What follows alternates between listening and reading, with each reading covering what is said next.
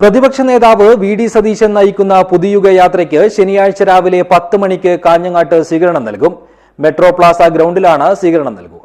This news sponsored by ഗുണമേന്മയോട് കൂടിയ ഉൽപ്പന്നങ്ങൾ മിതമായ നിരക്കിൽ Sreekrishna hardwares MG road Kasaragod.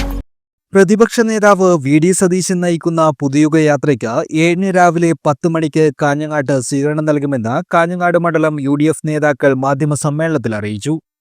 തദ്ദേശഭരണ തെരഞ്ഞെടുപ്പിൽ UDFനുണ്ടായ മേൽക്കൈ നിയമസഭാ തെരഞ്ഞെടുപ്പിലും ആവർത്തിക്കുമെന്നും നേതാക്കൾ അവകാശപ്പെട്ടു. 40 സ്ഥലത്ത് നടക്കുന്ന സ്വീകരണത്തിൽ പല സ്ഥലത്തും പത്രസമ്മേളനം നടന്നതുപോലെ കാഞ്ഞങ്ങാട് ഒഴിഞ്ഞു വന്നിരിക്കുന്നത്. അതുപോലെ കേരളത്തിലെ പൊതു രാഷ്ട്രീയം എന്ന് പറയുന്നത്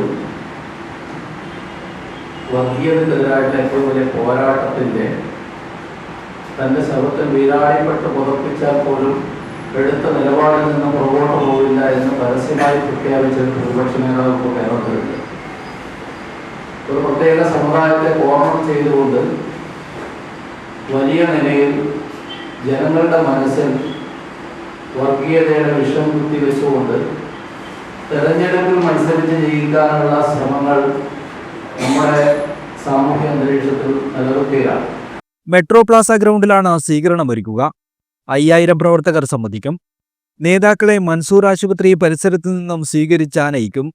മാധ്യമസമ്മേളനത്തിൽ Prince Joseph, Basheer Vellikoth, CV Bhavanan, advocate PV Suresh, VP Pradeep Kumar, advocate NA Khalid, Kookkal Balakrishnan, Basheer Arangadi, CV Thampan, Nizam Falah തുടങ്ങിയവർ സംബന്ധിച്ചു. News bureau, Kanhangad.